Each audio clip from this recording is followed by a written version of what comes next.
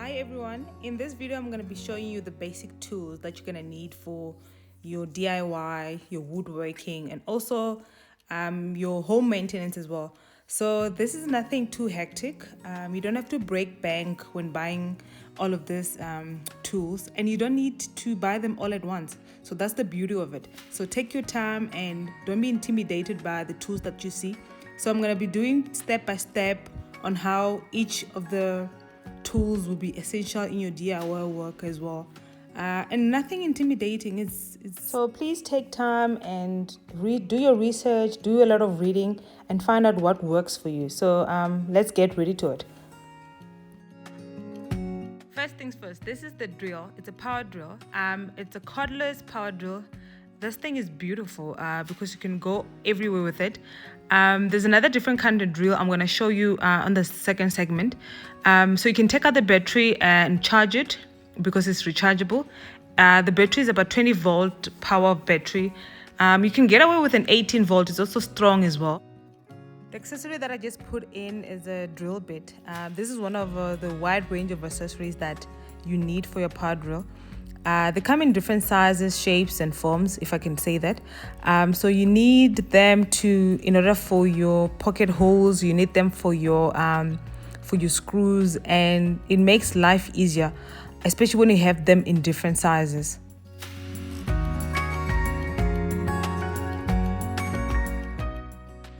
This one here is another option of a power drill. However, this one you need to plug it in on the wall so that it gets its power from electricity. So the downfall on this is that it's not mobile. You can't take it everywhere.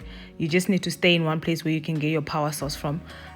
So the portable one is, according to me, it's very convenient, and you just plug it in. It's plug and play, if I can call it that. So in terms of price point, there's a huge gap when it comes to the two different drills. So just have a look out on that and then just see what works for you.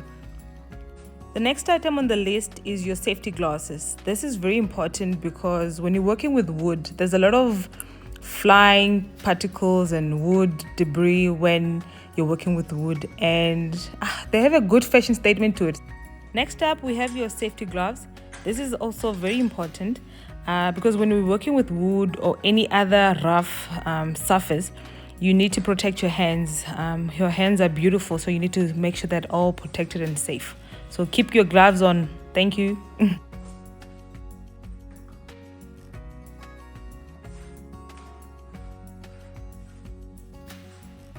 Next up, we have the angle square. This is a tool that you use for marking and also for checking your degree angles. You can check your 90-degree angles on this when you're working with your wood. So it's very handy and it's helpful as well. Please remember to like and to subscribe to the channel, and if you're enjoying the content, please let us know in the comment section. Next up, we have your tape measure or the measuring tape. This is basically a flexible ruler that you can use to measure size and distance of your wood. So it's pretty handy. It's those tools that you always see people carrying around their waist. Do you remember it? Yeah, this is the tool. So please go ahead and buy this because you need to know how long your wood is and at what cut are you gonna cut your wood at. So this is very handy. Next up on the list, we have a cinder block. This is basically a sponge that you use when you want to give your wood or your final product a finer finish, a smooth, finer finish. But however, you need to put a bit of manual work in here so that you're able to get that final perfect result. So it's a good tool to have, and also it's on the cheaper side of things. An alternative to the cinder block is a mouth cinder, which is electrical. So you use this basically the same way as a cinder block, but this is less labor intensive, and it's amazing. So what you need here is the different grid papers. So the one that I'm holding is an 80 grid paper. So basically it's just the roughness and how the final product will be.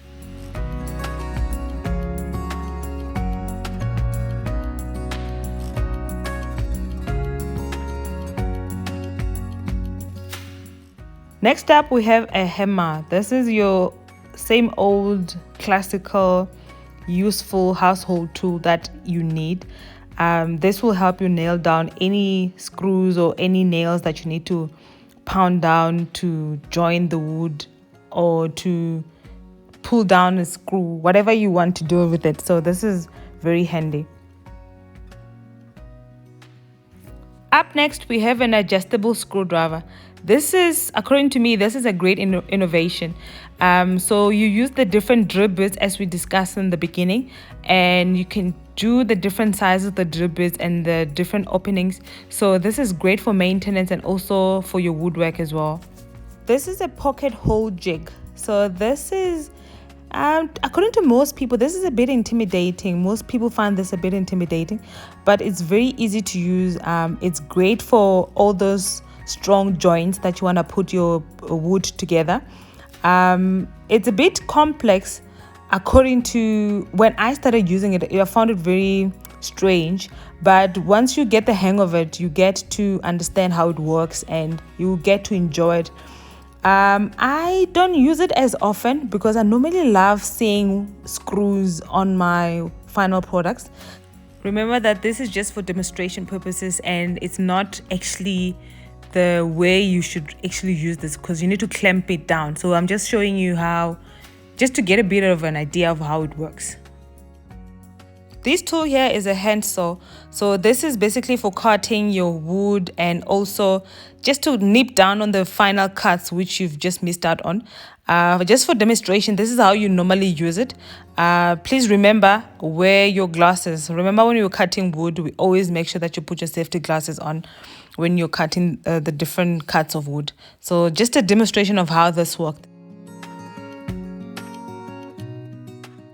Up next, this is also a hand saw, but it has a miter box which allows you to cut any wood or pipe or whatever it is in an angle. So you can cut in a 45-degree angle, 90-degree angle, whatever finish you're looking for. Just for demonstration, this is how the wood normally, you just put the wood flat surface and then whatever angle that you're aiming for, that's how you go about it.